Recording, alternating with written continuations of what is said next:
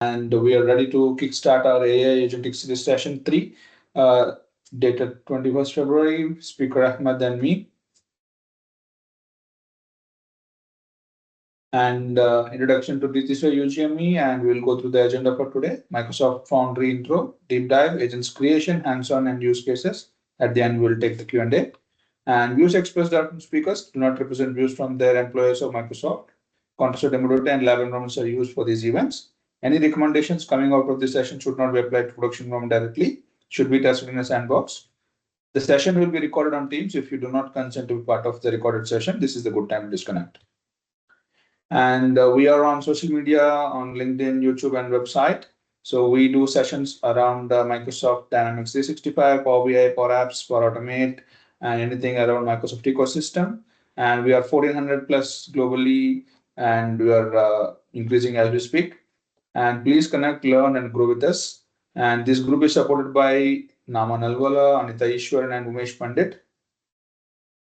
You can go through our past sessions on our YouTube channel, D365 user group made list. So these are our past sessions. And today's session will be on Agentic Series, session 3.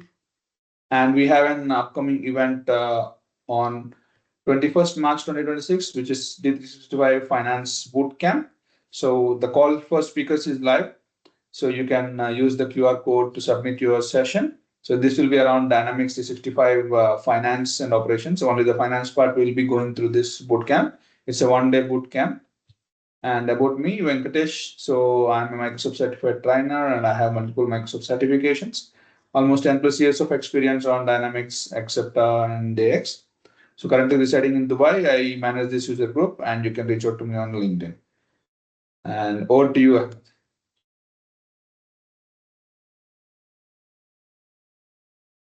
Right. Thank you so much for the introduction, Venkat. Right. I hope you can see me. Right. Perfect. All right. Thank you so much, everyone, for joining again on a Saturday morning. I will quickly share my screen and we will kick off. Um, let me know when you can see it.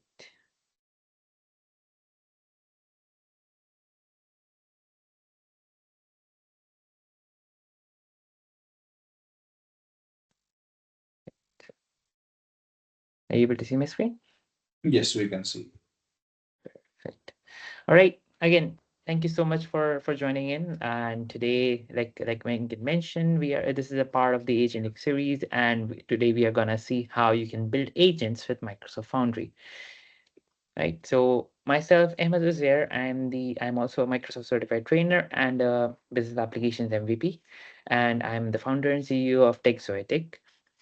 And again, I have a few certifications there, and I'm focusing mostly on the Power Platform, building custom solutions on Power Apps, Power Automate, and Power BI and stuff. And we have developed some custom solutions on Azure AI as well. Right. So now the AI adoption is accelerating, right? And the AI agents are at the forefront. Right now, we see AI agents coming up everywhere. In every Microsoft product, you can see it. See the Copilot coming in, be it in your browser, be it in your Microsoft 365 applications, or if you're using Dynamics 365, we have Copilot for finance, for sales, and customer service, right?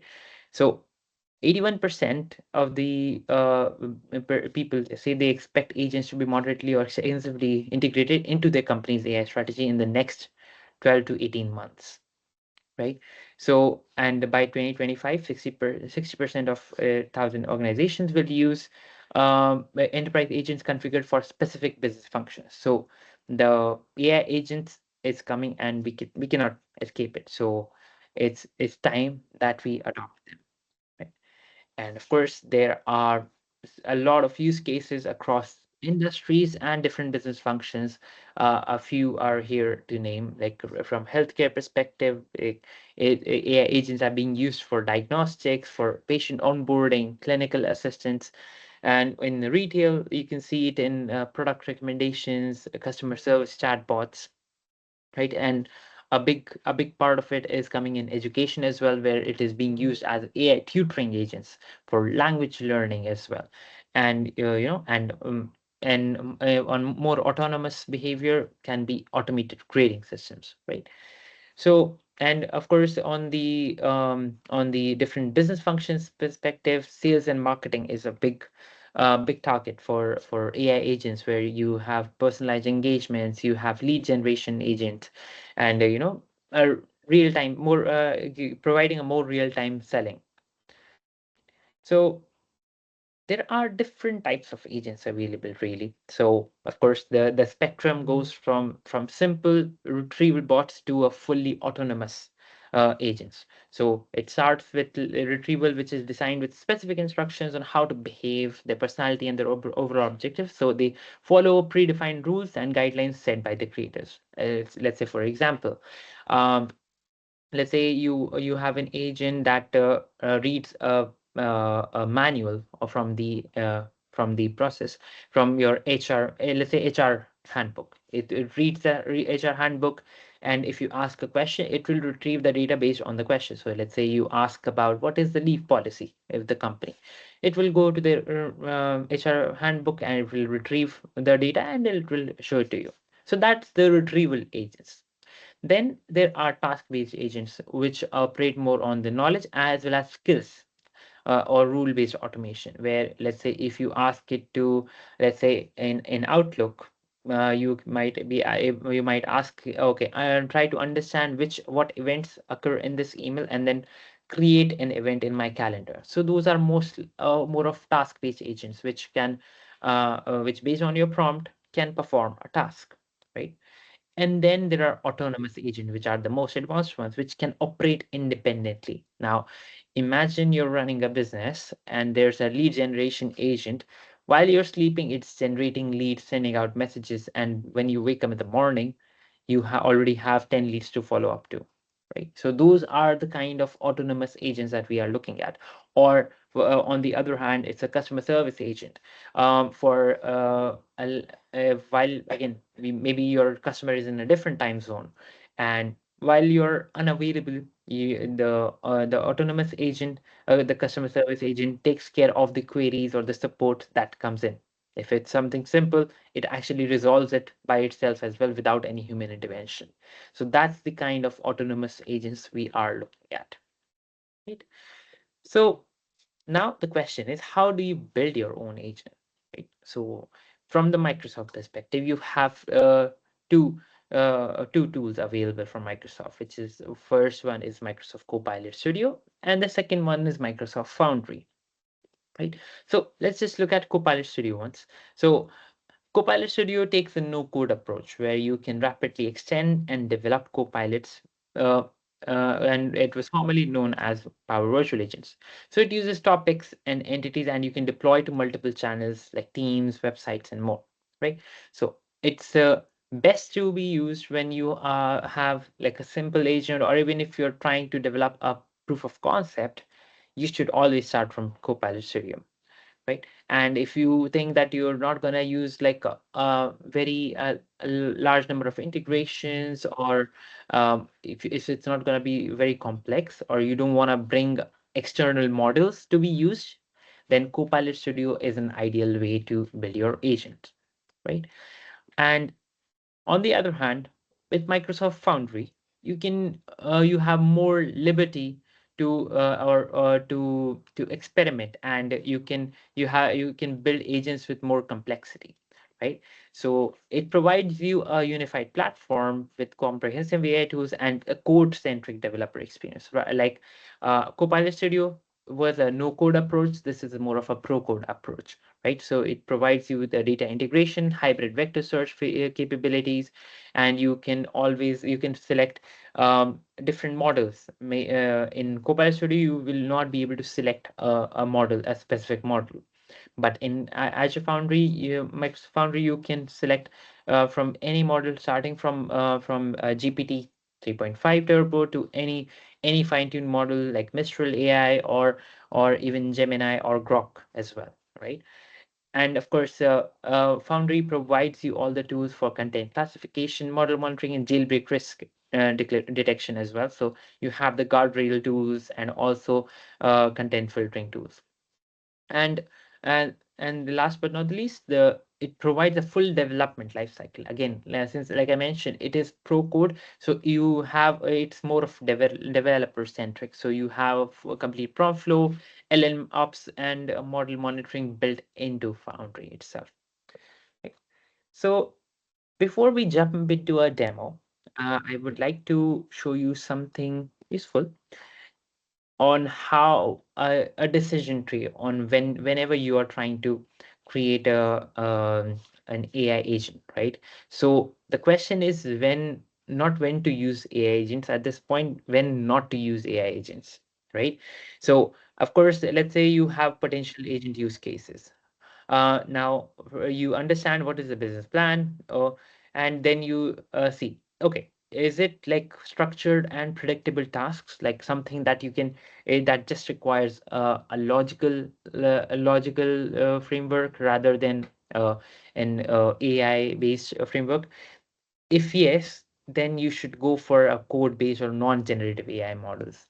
Like you can base it on the data that you have in Fabric, or you build a more of a an application backend that serves the tasks with some logic, predefined logic, right?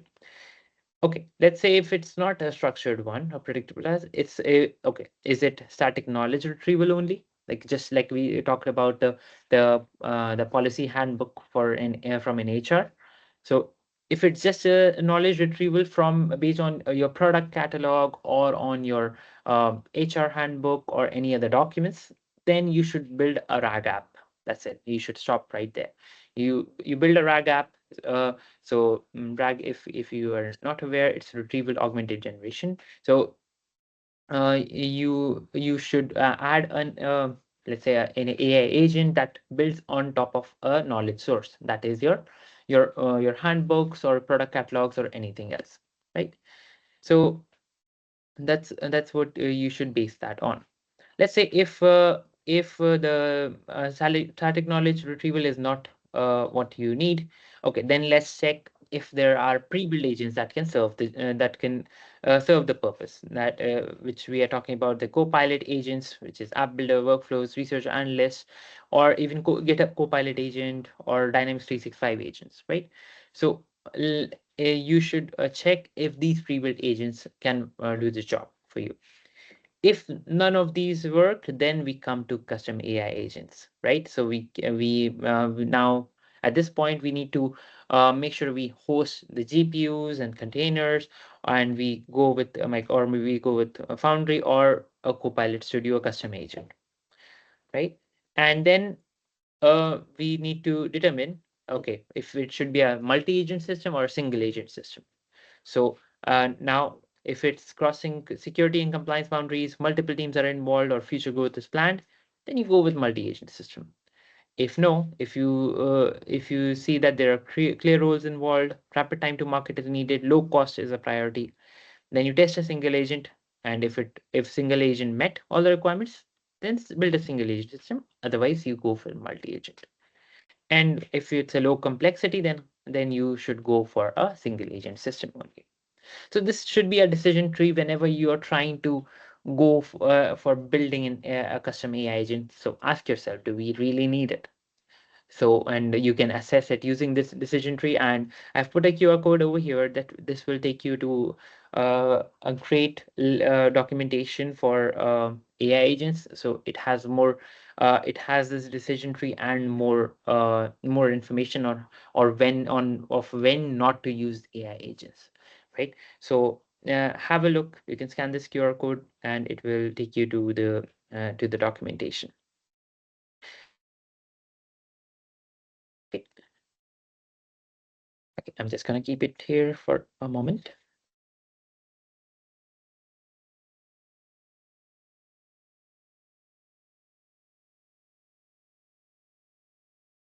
All right. So now we will move to the demo. Right. Let me just share my screen once again.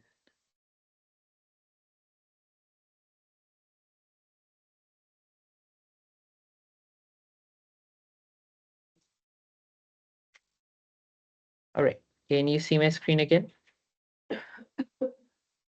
Yes. All right. Do you see the Foundry? No, we are seeing your presentation slides, not the actual presentation. One moment.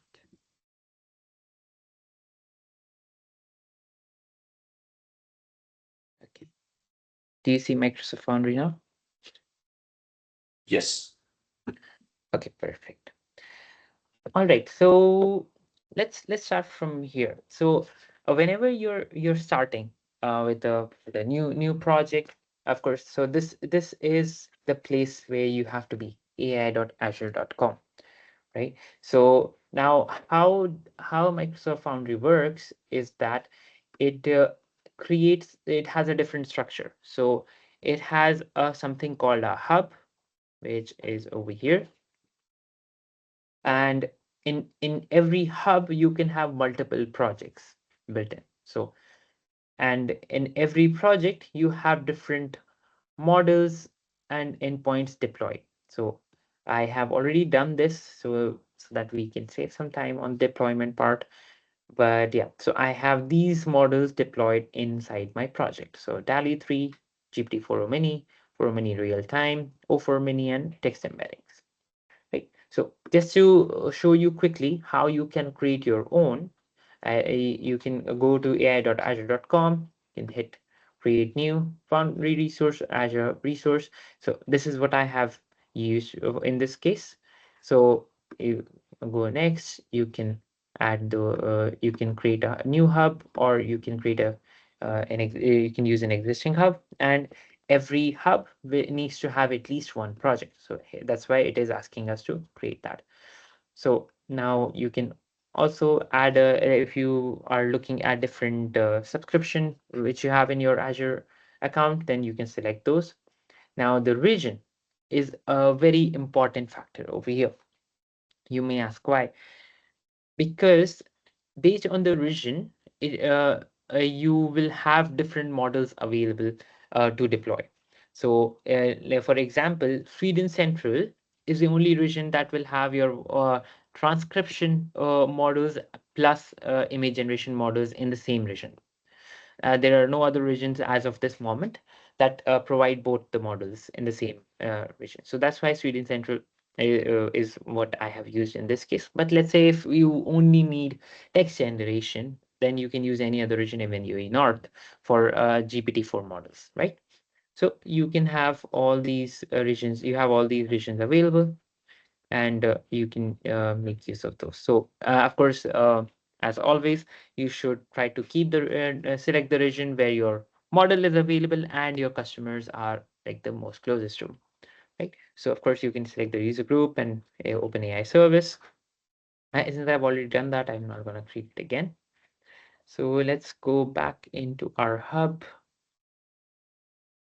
and our project, right? So this is our project and with endpoints. Okay, so when you land over here, you will see like you can define the project descriptions and everything, and you will see the API keys and the capabilities that are included. So speech to text endpoints, text to speech endpoints, OpenAI endpoints, and Azure AI inference endpoints are all given over here. You can go to the API documentation from here, and you can even see some tutorials and examples for you to start with, right?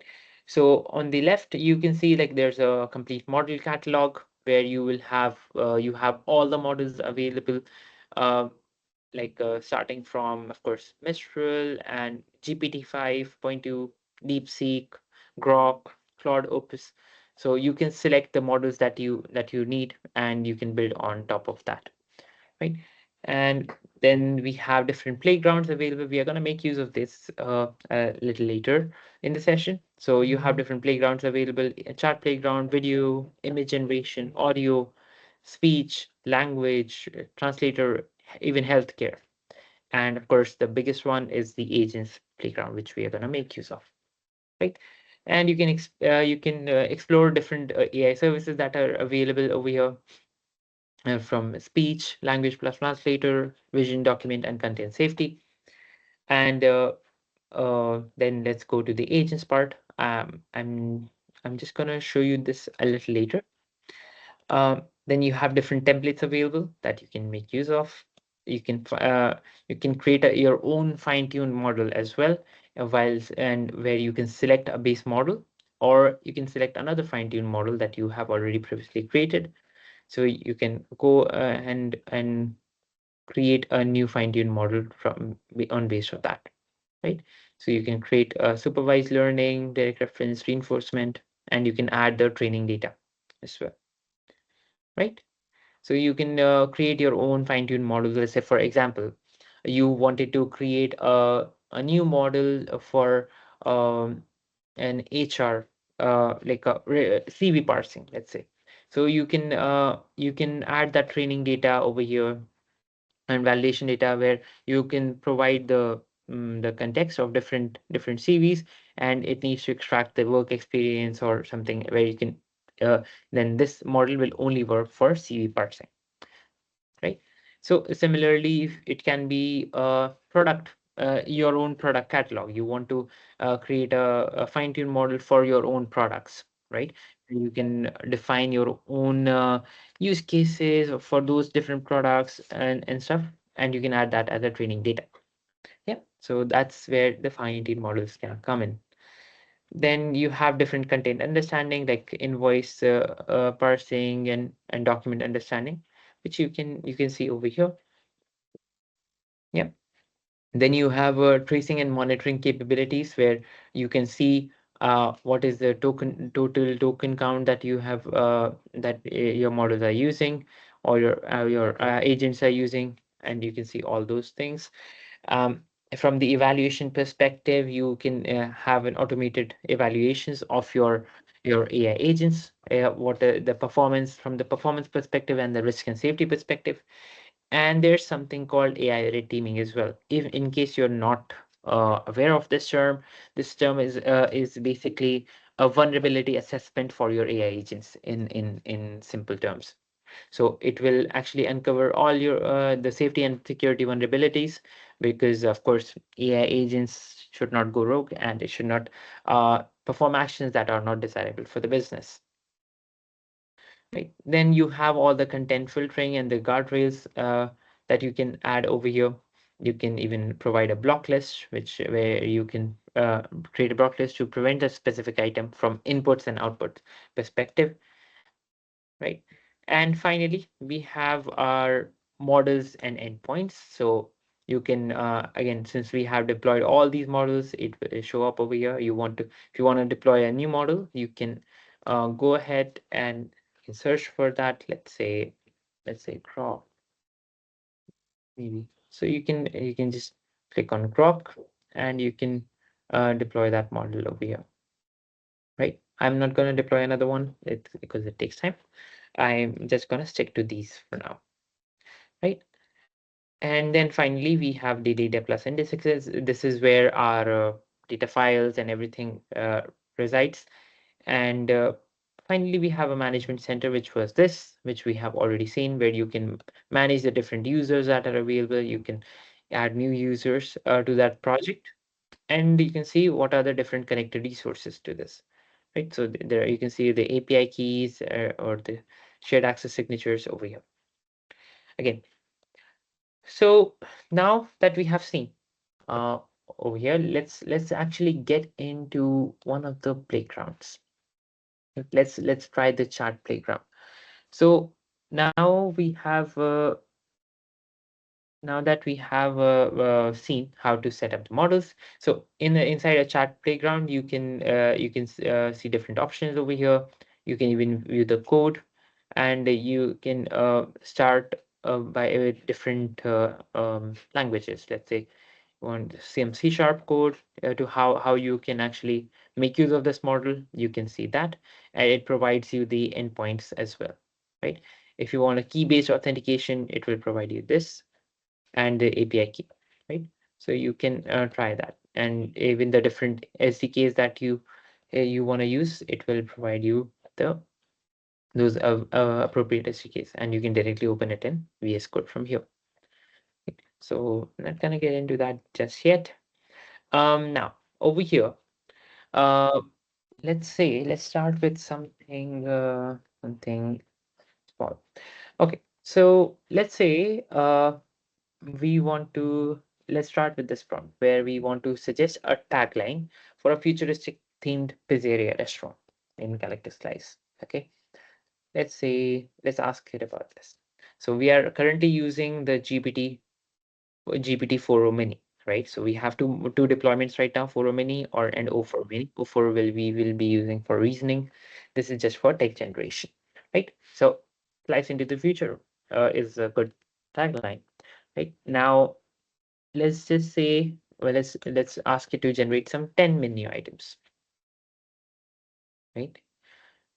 So if you saw, based on our previous prompt, it actually generated a galactic themed menu items as well.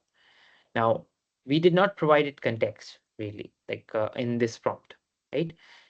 But it still looked at the previous prompt and then generated the relevant items. So now the LM doesn't still really have a memory, but it has the context, right? So it actually provides you the sorry, 1 moment. Yeah. Okay. Uh, it actually makes use Ahmed, of your screen sharing was stopped. is it, 1 moment, sorry.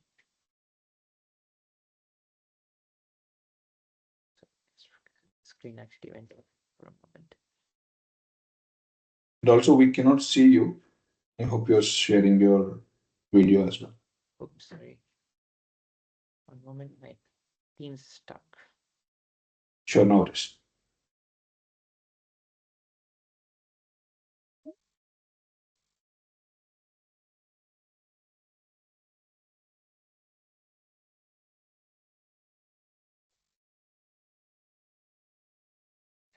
That's fine. All right. So can you see me and can you see my screen? Yes, we can see your screen and you both. Yeah, thank you. All right. Okay. So you can see the Foundry now, right? Yes. Okay, perfect. Okay, so now what we just said, we did not provide in this prompt the whole context, right? But it still generated the correct output. Now, this is possible because of this parameter over here. So number of past messages to include in each new API request. So it doesn't have its own memory, but it actually combines the previous outputs and it sends that with that new prompt, right? So it has the context from those past messages, right? So this is called a zero shot learning, where it doesn't have a memory, but it from the previous prompt it is able to provide you the correct output. So now let's clear the chat history. And now let's see, let's try to give a different prompt where we are gonna give an actual, like a complete scenario where we'll say, okay, generate 10 unique pizza menu items with futuristic names, including the name of the pizza and a short description, and we give it an example, right? So let's see what it says now. So you see, it gives us the similar outputs over here, and it gives us the description as well, right? So this is something that's called a few shot learning, where you actually provide it with examples and to that about the desired outcomes. Now let's clear it again, right? So now let's use something called a chain of thought prompting, where we will actually provide it with a ask it to generate a step-by-step approach. And like we'll say, develop a new pizza for our restaurant. Take a step-by-step approach in your response. Start by thinking about the theme, considering how it fits the restaurant's overall futuristic concept, define the flavor profile, and everything. So, and finally decide on a name that aligns with the theme and enhances the pizza's appeal. Right. So let's send this out. So you see, it actually is giving us a step-by-step approach. So the answer is now galactic fusion delight. So instead of asking it a full chunk of answers beforehand, we are gonna ask it to think actually and create a step-by-step approach. So this is good when you're actually trying to solve a problem where you want like a more detailed answer and the approach where how you arrive at that answer rather than just the answer itself, right? So this is called a chain of thought prompting, where you ask it for more of a step-by-step approach, right? Now you can see that over here, the instructions that we have given is just you are an AI assistant that helps people find information, right? Let's change that a little bit. Let's make it more um, more aligned with our expectations. So I'll just clear this chat. And we are gonna give it. You're a menu designer for a futuristic themed gallery restaurant named Galactic Slice. Your goal is to generate creative menu items and description. Keep your answers brief and engaging. Your answer should be brief and engaging. Always use a friendly and professional tone. And safety, keep the description family friendly and suitable for all age groups visiting our place area. Avoid any irrelevant information or controversial opinions. Right. So once I apply this system message, now we're gonna try another prompt. So write a brief description of the restaurant, including the categories of menu. You see, so it has generated. We just said brief description of the restaurant, but since the system message has this, it actually picked it up, right? And it generated a menu as well, right? Now let's say we ask a irrelevant question. Okay, let's say, how is the weather in Dubai? So you see, I'm focused on creating a stellar experience at Galactic Life. If any questions about a menu, then free to ask. So you see that from the safety perspective, we have already given it the instruction that keep the description family friendly and avoid any irrelevant information.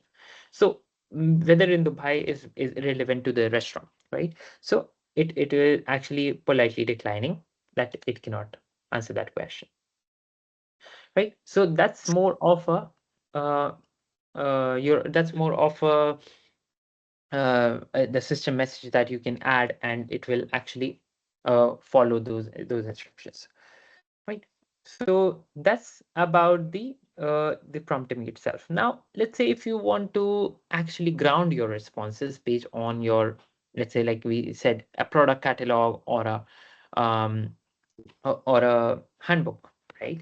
So for that, we create retrieval augmented generation agents, which is RAG, right? So now before we get onto that, we need to have the data itself from where it will be using the model. So what we do over here is we go to data plus indexes.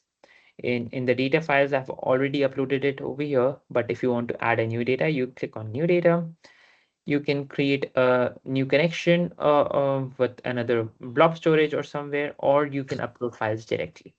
Let's say if I upload, I can upload folder and stuff and name my data, and it will actually show up like this. So over here, I have done this before already.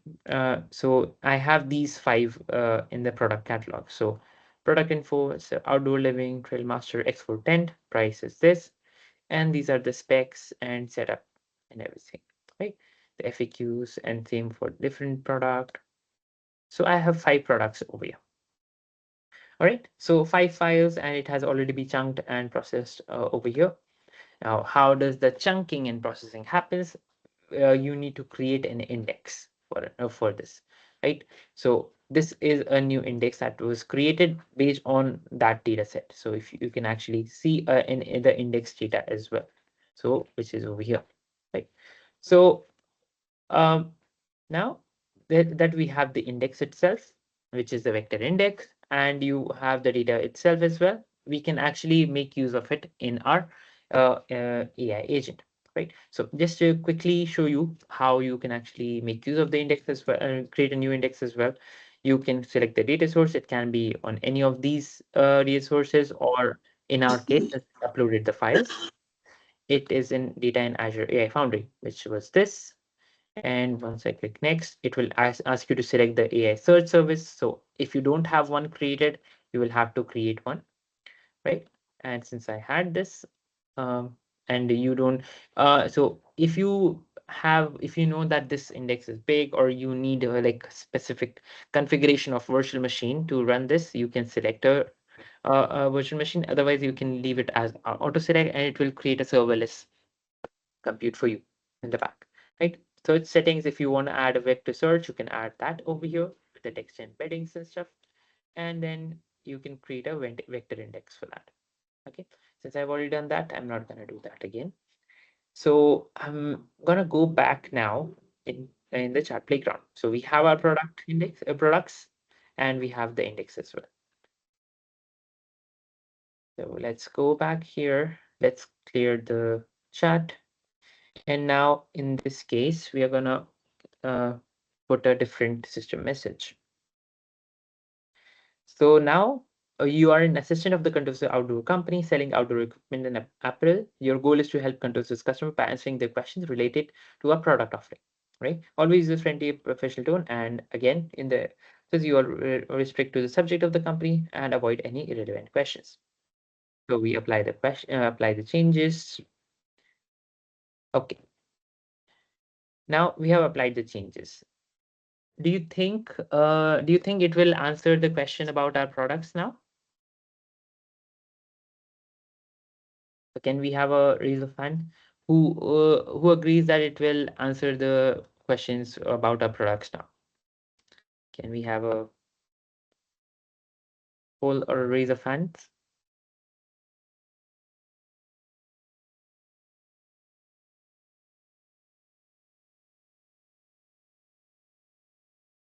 Okay. Okay, so I'm assuming so only Venkatesh is agreeing on that.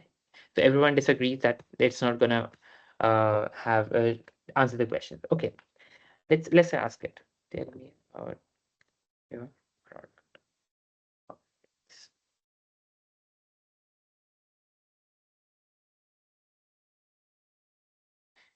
Okay, and let's say one of the products that we had, I'll just open that over here.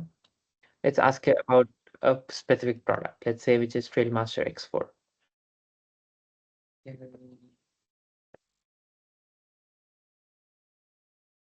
About Trailmaster X4. Okay, so it does answer that based on the index that we had. But if I actually go over here, I will select this and I'm gonna ask this again.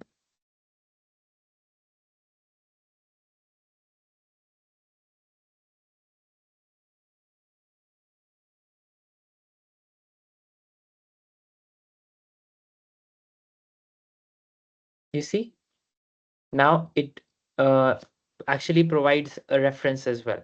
So earlier it was more of a generic answer, but now we provided the data source and the search type is vector plus hybrid plus keyword.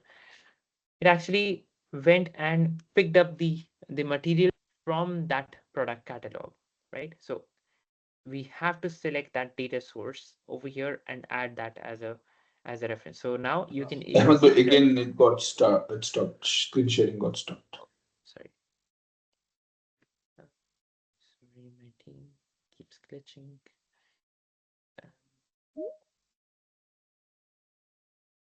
Okay. Can you see it now? Yes. Okay. So now you see, so earlier when I asked, it gave us a more of a generic response. But now when I asked about after adding the index, it actually gave us the accurate output from that document, right? Technical specification, reviews, return policies, and it even gives you the reference that I can open over here, right? So that's how you can ground your agent into the data that you need, right? So now let's say, for example, I ask, how can I set up my field master export end? So since it already has the setup instructions, it will provide us with that output.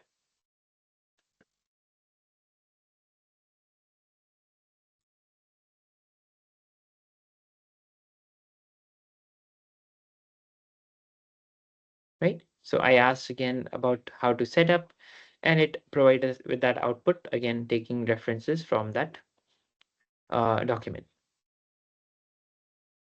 Right? So that's how we can actually do it. So let's ask one last question. Which backpack would you recommend for a beginner?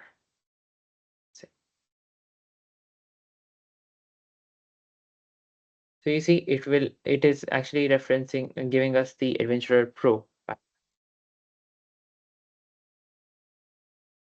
and it gives us the reference which product it is. So this is the product that we are looking at, right? So this is more about the chart playground that we have. So I'm just gonna quickly show you. Let's say now, of course, the content safety is something important. If you want to add a filter, how we're gonna do that? Let's say we go to guardrails controls. We can there are some filter text content over here already, which you can try, or you can create your own content filter where you can let's say connection is this custom content filter. You can add a input filter where you can define for for different categories. For violence, we text or image, you can like make it like highest blocking, low blocking, and stuff. So you can define those, and you have all these different categories available. For indirect attacks, you can, if you uh, do that, then it will actually block those prompt shields for indirect attacks as well. And if you turn on the block list, it will you can add different more custom filters as well. And even on the output side, you can add those different filters, and you can apply those filters on two different deployments. Let's say I want to apply on the 4 many but not on DALI 3. We can do that as well, right? Similarly, like talking about the block list, if you create that, let's say if I go over here, create a block list, and in the new block list, you can add different terms, right? So let's say if I say test or something, it will actually search for exact match, and it might actually block the input when you add that filter, right? So just an example. Now, of course, it can be something uh, more severe that you can add over here, right? So you can define your own content filters with this, and those will be applicable on your chart, uh, chat or text or image generation capabilities, right? Any questions till now? Do we have any questions on chat? Yeah, we have two questions on the chat. Mm-hmm. One from Sandeep. Why AI Hub is choose not Foundry during project creation? I'm trying to understand the difference between the two. Okay, so actually AI Hub we chose because it has more advanced capabilities. Of course, you can choose a Foundry project as well. It depends on the complexity. This is something new that they have come up with. Earlier it was just this, to be honest. So it unifies the setup of the management and stuff. So what we have over here, uh, basically I'll tell you the difference. So over here we have for hub different users, and you can have different users for each project, right? But with a Foundry resource, you can have a unified management console for that. But eventually, the models and everything are still the same, used by both. Yeah, I hope that answers your question. It's just more easier interface, I would say. Yeah. Sandeep, if you are available, you can unmute yourself and ask something more, or if you're. No, I'm good. Thanks. Thanks for the Thank you. explanation. So I think the Ronias include Azure Functions capabilities. It Yes. does. It does, and I will show you that in just a moment. Venkit, how much more time do we have? 15 minutes. Okay. All right. In that case, I'm just gonna go quickly, and then I'm gonna take the rest of the questions a little later. So I'm just directly gonna go quickly into the image playground. Let's say if we want to generate an image, then what happens? So over here now, you can see from image you can have different image generation models. In this case, we are using DALL-E 3. And of course, the same thing applies over here as well. You can view the code and see in different languages how you can make use of it in your own programs as well, right? So now over here, I can provide the size of the image that we want, the style and the quality as well. So let's say, for example, a watercolor painting. Um, Watercolor painting of Dubai skyline.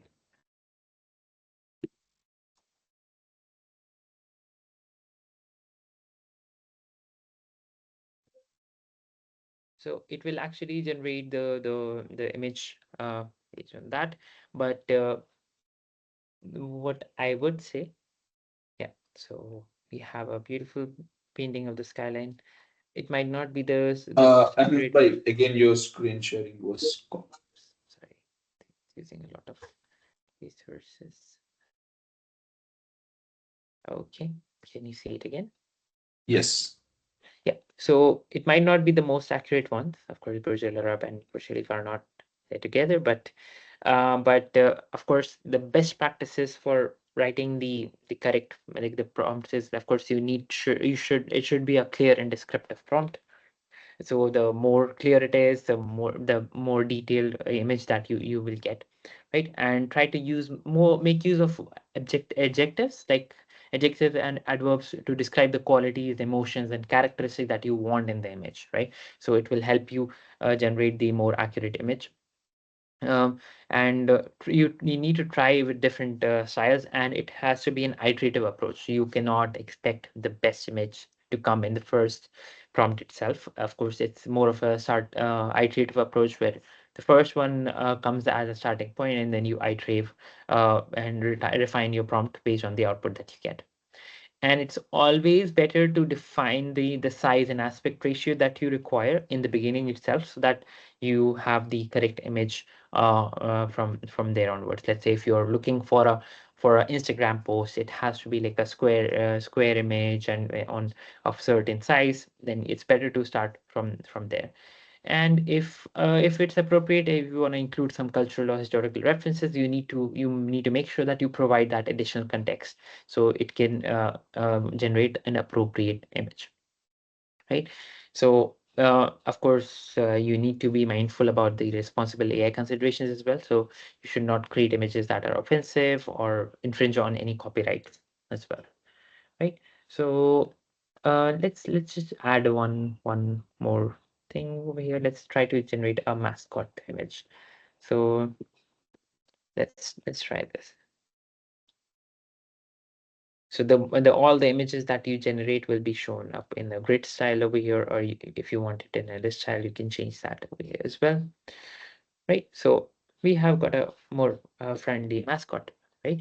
So based on that, you can actually create that. Now, what we can do is you can also again give it more instructions on how you want to go about that. And now let's say I'll actually say in the interest of time, I'm just going to jump into the agents playground directly.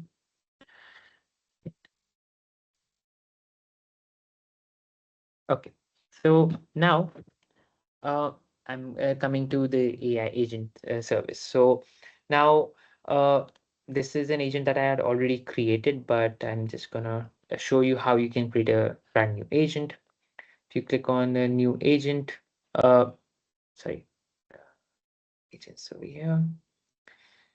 you can go ahead and on new agent, and it will of course ask you about the agent name and which model do you want to use. In this case, we are going to use GPT-4o Mini, and you can provide the instructions for that agent, the description, which is for yourself, um, and you can define the knowledge base from which which will be used as a data source for grounding the responses. Here you can provide actions, which is what your questions was. You can make use of Azure functions for this agent to get the responses as well. Or you can use code interpreter, OpenAI APIs, or Azure Logic apps as well, right from the portal itself. If you want to make use of custom functions and Azure functions, that can be used added through code, and there is a documentation sample available which you can make use of, right? And over here, then you can, of course, if you want to create a multi-agent system, you can add different agents. Let's say I can select add multiple agents over here, which I have already created, right? And then you can define the model settings over here and stuff. So I'm just going to quickly show you one of the agents that I had already developed. Let's go into that. So in Playground. So you see, so I have called it Contour Outdoor Sales Agent, and it's using this. And this is the instruction that we have provided. You are a sales agent for our Contour Outdoor, polite, friendly, helpful, and friendly. You get all the sales data from the uploaded CSV files, and there is sales revenue that is broken down by region, product category, product type, and stuff. Examples of regions include camping gear and everything. If a question is not related to sales, you cannot answer, must respond. Please contact IT for more assistance. Yeah. So this is the instruction that we have provided, and I will show you quickly the file that we have uploaded over here. So,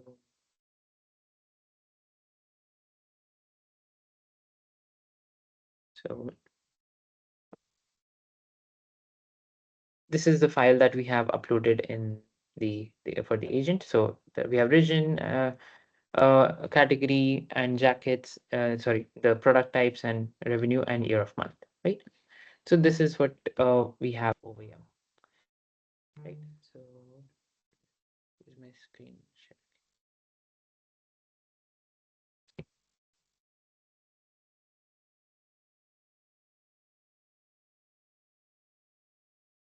Okay.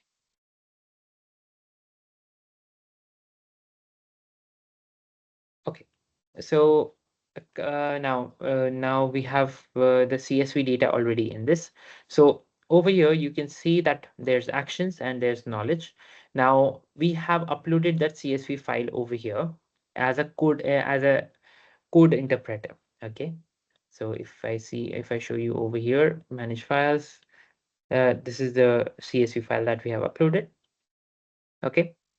Now, you might ask, why did we not use the knowledge and why we used code interpreter instead? Because code interpreter can actually run Python code based of that file, right? I'll just show you right now what happens. So let's ask one question. Let's say, what are the total sales for Europe broken down by category? So now it's looking for references using code interpreter. And you can see that it has actually run code to generate that output. And you can see the Python code as well, right? And let's say if we want to ask it to generate a graph out of this. So again, it will actually run Python code on top of this and generate a graph, right? So you can see what code it ran as well. And so that's why we are making use of code interpreter instead. If it was again like a more of a retrieval augmented generation, then we would use a knowledge base. Since we want to make use of uh, analyze the data, not just retrieve the data, making use of the code interpreter. Yeah. And let's ask it one more question. What is the most trending product category? So, which we can see over here. Again, it will group the data and it will generate the code and it will provide us this insight. Now we can see that camping and hiking is the the most trending product category over here, right? So just one last thing before I close this. You can actually run the same agent on a voice playground as well, where you can again view the code and how you can generate the voice one. And let's say we will start from blank. Now we are making use of the Contoso outdoor sales agent, right? So you can configure different things. You can even configure an avatar if you require. Let's say, for example, I'll apply this. And if I start,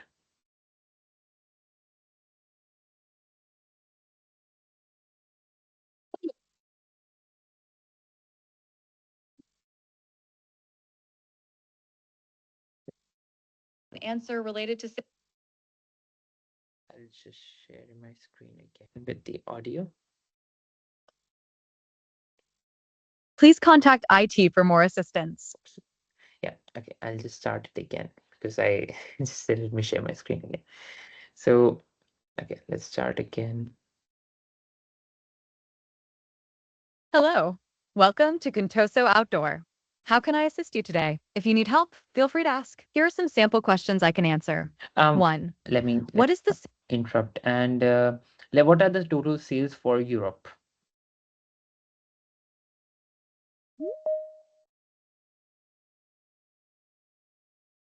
The total sales revenue for Europe is $1,199,207.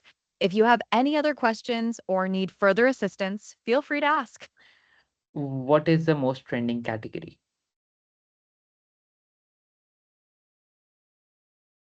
The most trending category is camping and hiking. If you have any more questions or need further information, just let me know. What is the weather in Dubai? Please contact IT for more assistance. So you see how it based on the instruction that we had provided in the agent. If I just go back over here. So for any irrelevant questions, it will respond with please contact ID for more assistance. Right? So you can see that how you can make the agent work as and it can actually provide you not only text-based answers but also image-based answers, and you can make use of code interpreter and any other open API or Azure Logic apps as well, even Azure Functions to generate or connect to any additional services that you may have, right? And of course, you can have different agents connected as well. Let's say if you have a sales agent, a customer service agent, or like product specific agents. Let's say your offering is includes let's say a camp like in this case camping gear or hiking gear. So those can be two different teams, so those can be two different agents. So if someone asks a question about hiking gear, then it will go to the hiking gear agent and stuff. So that's how multi-agent teams can work, right? So that's about it. I'm just gonna in case you have any other questions, please feel free to ask. um, just gonna share with you some resources over here. Now this is oops, and-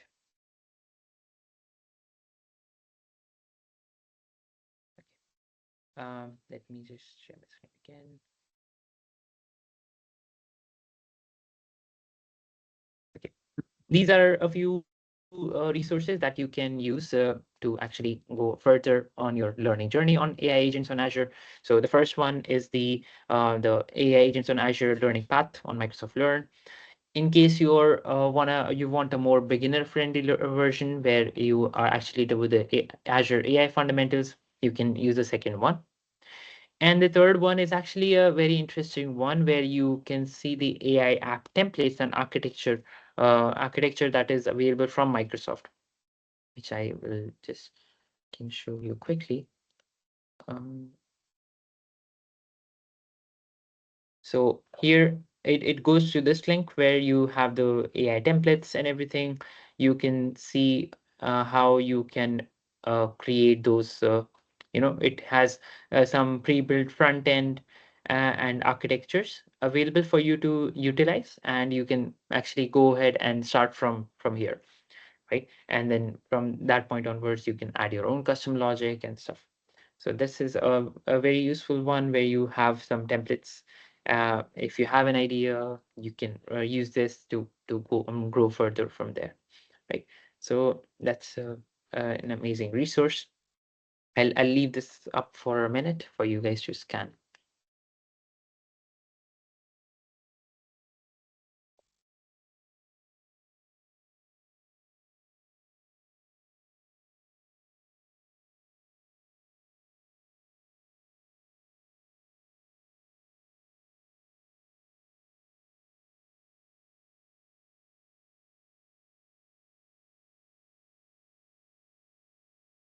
Right? I hope everybody has scanned that. And again, thank you so much for joining in on a Saturday morning and during Ramadan as well. And I hope you guys learned something good. And if you have any questions, please feel free to reach out to me on LinkedIn. This is my LinkedIn. And yeah, and happy learning and happy agent creating. Thank you so much, Ahmed, and thanks everyone for joining on a Saturday morning. And wish you a happy Ramadan for everyone. And before we conclude, Ahmed, we have a couple of questions to take it up. So Nausad has asked, what about Copilot Studio? Where is it different from Azure AI Foundry? Sorry, now it is renamed as Microsoft Foundry. And what to do in Copilot Studio versus what is in Foundry? Okay, so I believe I touched upon this earlier in the session. So basically, let's say if you have a requirement for going on a custom model, like you want to make use of DALI, you wanna make use of any fine-tuned models or and everything, you should go with Microsoft Foundry because you don't have those options available in Copilot Studio. You cannot select a fine-tuned model or and stuff. You basically want more liberty and a more code-based approach. Go for Foundry. If your use case is actually like fulfilled by Copilot Studio with a no-code approach, it connects to Dataverse or any of the other supported resources. You can go for Copilot Studio. Ideally, like from an agentic journey perspective, you start with Copilot Studio, build your POC and everything, and then when you're going to a full blown deployment where you want now you want to select like custom models and everything, you move to AI Foundry. So that's something that's an approach that you can take. Again, if again, like I said, if Copilot Studio is something that suits the fulfills the complete requirement, you can stick with that. Okay, thank you. All right, and one more question: how AI will be helpful for D365 and I'll take up this with just question. Yeah. So AI, like you can create multiple agents on Dynamics 365, maybe any ERP or Business Central or Finance and Operations, where you wanted to create an automation and integration related efforts and automate a process that can be built directly using AI, may it be Foundry or may it be Copilot Studio. So the agent will do the automation job for you, and you can check whether how many automations were done and how frequently it was executed and what is the result of it. So that is the advantage. Now that is where we are seeing Copilot Studio getting deployed the custom agents on all the ERPs domain. I Thanks, hope I man. answered your question. Yeah, thank you. And Sahib has one more question. Azure Foundry is providing free trials or not? Uh, okay. So Azure Foundry doesn't actually provide free trials. So there are free tiers that you can use, you make use of. So like right now, I was right now on a few models. I was on a free tier, so you can make use of that, but you need an Azure subscription and OpenAI access to make use of Foundry. For like sometimes they still ask a few questions before they can provide you an OpenAI access, so you have to request for that. Okay, I can see Sunil has raised his hand. Sunil, feel free to unmute yourself and ask a question here.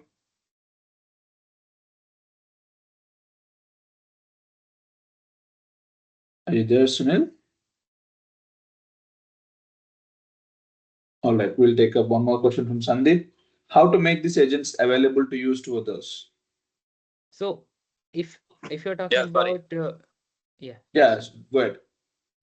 I'm sorry. I have one doubt. Basically, recently I have started exploring on agentic side by using Copilot Studio. Even I have attended the recently, APAC bootcamp, which is conducted by the Microsoft. Where I got some idea. My doubt is like basically I got some idea by using the Copilot Studio. Now you are talking about this Foundry, a Foundry. So what makes the major difference between these two, Copilot and a Foundry? Actually, just now we have taken up the same question, but Ahmed, can just give a glimpse of it, please. I'll give you a very quick answer again. Uh, and now you have a Copilot Studio. You have like you said, you already have an idea. You've already tried with Copilot Studio. Now, in case you want to make use of new models, like other models, which like DALI or any transcription or any other models that you need to use, you have to move to Foundry.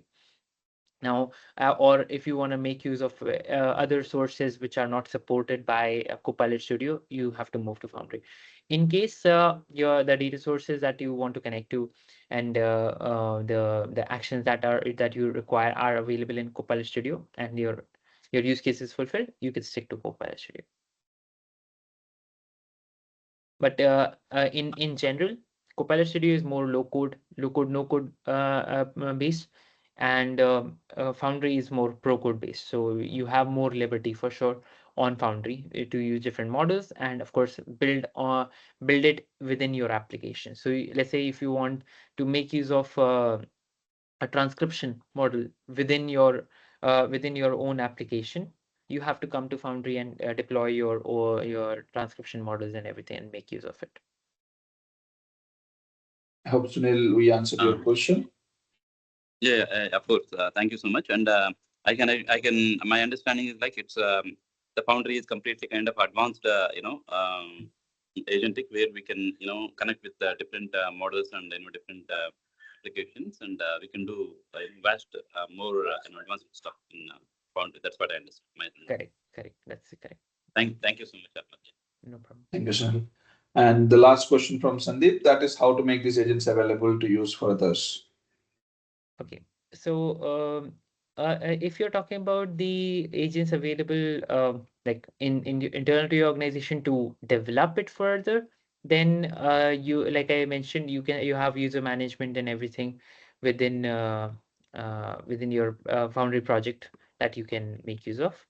In case you're talking about the available to use as a like from the client's perspective, now every agent when you publish it becomes a web app and it provides you endpoints that you can utilize, right? So you need to publish a web application or a mobile application or something that you can consume within your own application. Yeah, and then it will be available for the public to use. So what Foundry provides is more of a backend that you can use, and you the front end or the customer facing part you need to develop yourself. All right. Okay. From Rohini, one more question. Can I connect WhatsApp API to Foundry? That's a brilliant question actually. Now, when you say WhatsApp API, are you referring to like sending outbound messages and stuff, or like what is the use case? Rohini, are you there? You can feel free to unmute yourself and answer. Yeah. Yes, I was referring to sending outbound and both inbound messages from WhatsApp to Azure function via webhook. So can I Mhm. do that Foundry directly? Right now, I've separately made the Azure function and using the webhook. So I can get it in all an unified way in Microsoft Foundry. Uh, okay. Now I'll do a follow-up question on that. Okay, what is the so you're currently, if I understand correctly, in your WhatsApp API you have put Azure function URL as a webhook, and if for any outbound or inbound messages, it hits that URL, correct? Right, right. For And that, I'm using third-party API Twilio called yeah, yeah, Twilio. yeah. Okay, and you're asking that if Azure Foundry provides that. So out of the box, it doesn't. Let me answer that. But in Copilot Studio, you can do it, but again, it has to go through Azure Communication Services. So WhatsApp API direct integration is not there, but you can do it through Azure Communication Services. Okay, okay, Ahmad, thank you. And one more question from Saib. For any model, we always need Azure subscription, or it's only for particular models? No, you will need for any model. Again, for Azure Foundry Access, you will need an Azure subscription. For so any deployments that happen over here, any models that we had deployed, that is based on of a Azure subscription itself. All right. I think we are done with the questions in the chat. Anyone has any questions, feel free to unmute yourself. We'll spend a couple of more minutes to answer them and let us know if you have anything for us. Okay, so I'm just having a one practical question. So let's say I want to build an agent, right? Who Mhm. can just go to the LinkedIn profile and give me if any DC5 FNO related content is posted in the last 24 hours, just highlight me those contents and the LinkedIn connection on that one so that I can get to know on that one. How should I do that one? Okay, good question. So first thing is LinkedIn hates automation. LinkedIn doesn't like automation at all. So usually LinkedIn bans these kind of tools and everything.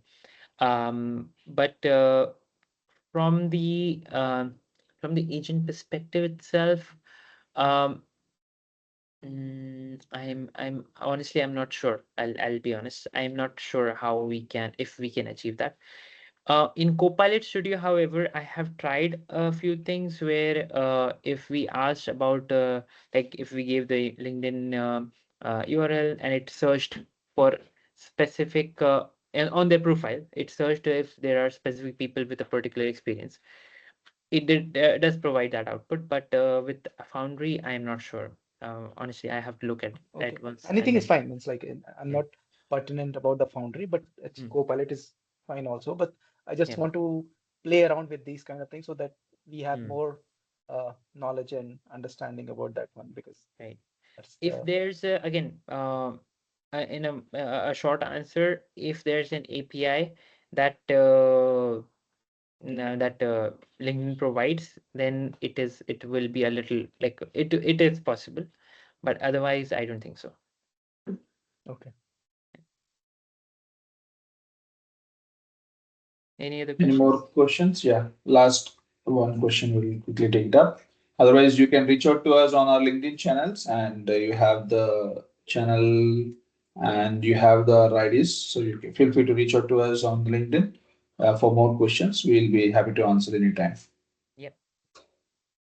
I think let's wrap it up. So thank you so much, everyone. Thanks, Ahmed, for taking time on a Saturday and joining us for such a brilliant session. And thanks all the users for an interactive session and brainstorming with the new ideas how Azure AI Foundry, the Microsoft Foundry, is going to transform the agentic approach. And as always, everyone says this series of AI agents, and we'll be building a lot of agents coming soon. And stay tuned with us. So one last update from my side, I want to share. Uh,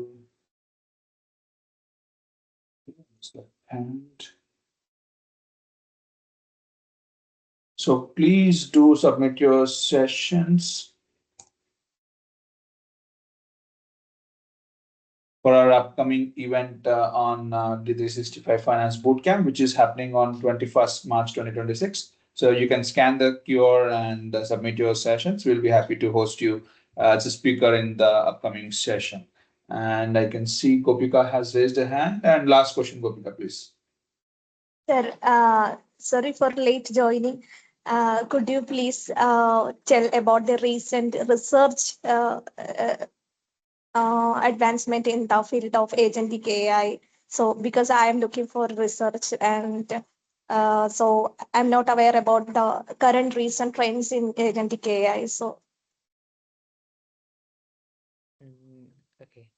That's a that's a more of a doctorate topic, which I don't think I am qualified for. But um, honestly, again, the major shift that we're seeing is more towards the autonomous agents, and of course now more of a like a humanoid sort of and agents as well, where of course it can automate the daily tasks that we are doing, right, in our everyday life. Like one of the examples, like we one of the things that we just saw is like an agent having an avatar and like speaking as if it was the one that is conversing. So we are also seeing some uh, or AI interview tools that act as an interviewer, and with these avatars, it's actually